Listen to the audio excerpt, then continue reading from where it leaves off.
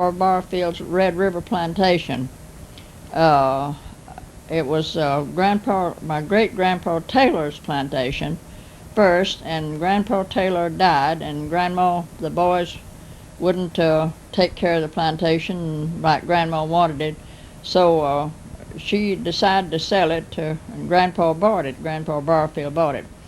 So Grandma Barfield cooked for the hired hands and Grandpa and the boys a long time, and her health began to get bad. And Grandpa had quite a lot of land and raised quite a lot of cotton, and had a cotton gin.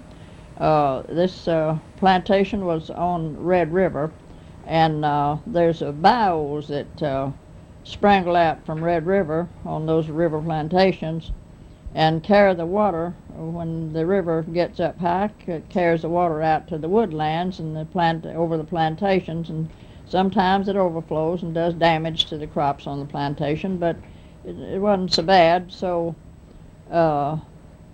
Grandpa had a cotton gin, and it was in the pasture and in a kind of a break part of the ravine. And Uncle Jack Barfield fired the boiler with wood and coal to make the steam to run the mill, the gin. And they ginned all the cotton every fall, and Grandpa put the bales of cotton, had the bales of cotton loaded on a steamboat, and carried them to New Orleans and sold them, and brought groceries and clothing and supplies for his family and the colored people living on the plantation with them doing the work. And so finally, they built a railroad through the country, and old Montgomery was on the river, and they called it Old Montgomery. And so when they built this railroad, the LR&N, through the country, they missed the river by 2 or 3 miles, and they called a little town that was nearest to the old Montgomery on the river New Montgomery. So people began to flock there. They built a depot, and the trains stopped there and loaded lumber and stuff and hauled it on down where it was to go. And so people began to buy lots and build houses there, and it built up, and old Montgomery moved up there on the railroad instead of being on the river. So my 2 aunts grew up and had to go to school, and the school was down in Old Montgomery. It was Aunt Minnie and Aunt Tavy Barfield and Uncle Mary Barfield. They went to school, and it was too far for them to walk to Old Montgomery, and Grandpa didn't have time to hitch up the horses and mules to the wagon and take them. So Grandpa decided, due to Grandma's health, and she'd been cooking and helping to run the plantation all through the years, and he decided to buy some land and build a home in New Montgomery and move her and the girls to Montgomery, and get Dad and Mother to move up on the river plantation, and Mother do the cooking for him and the boys and the hired hands, and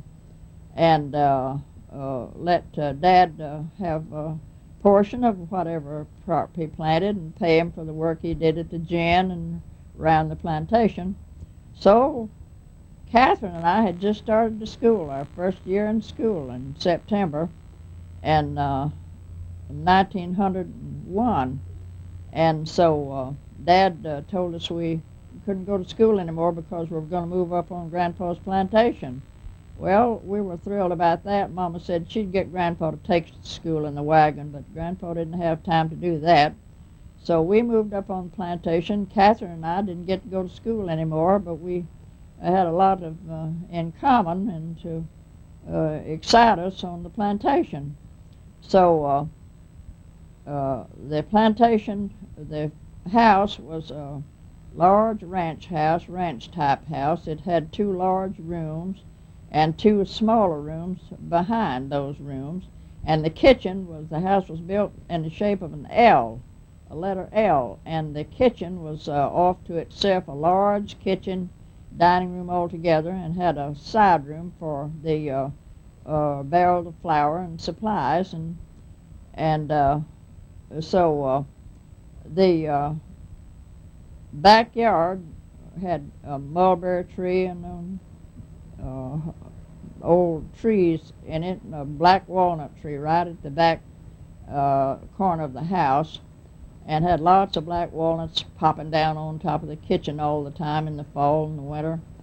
And there was a little crib, corn crib, out next to the cow barn, and it was Uncle Jack Barfield fed the horses and mules out of that little crib, called it a crib.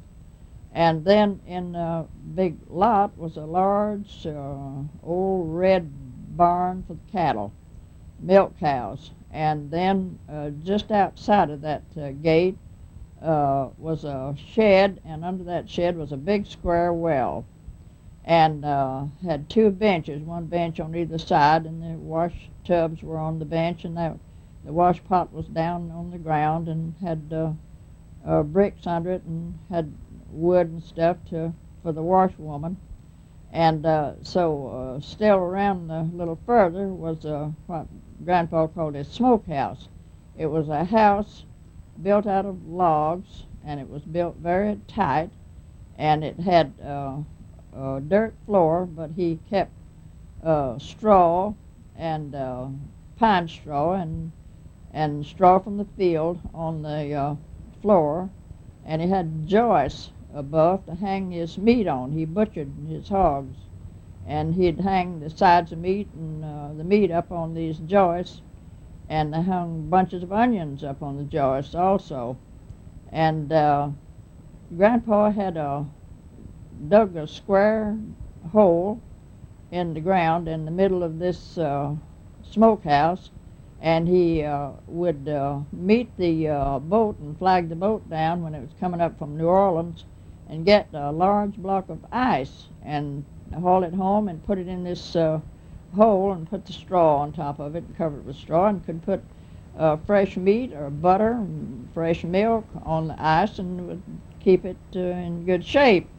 So that was the smokehouse. And the sausage meat, when they butchered, they made sausage meat, hogshead cheese, and all sorts of good things out of the meat, and they'd put that away in the smokehouse. And then around at the end of the porch, the porch had banisters around it, and the farm bell was up at the end of the house, between the corner between the house and the kitchen, on a tree.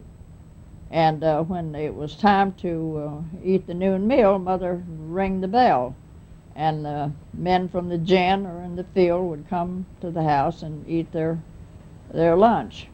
We called it dinner, and we called the evening meal supper.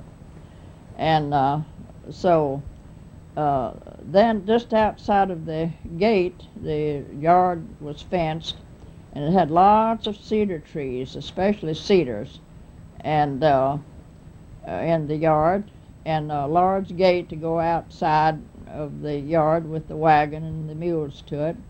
And there was a large bunch of prickly pears just outside the gate, and they would have pretty purple pears on them.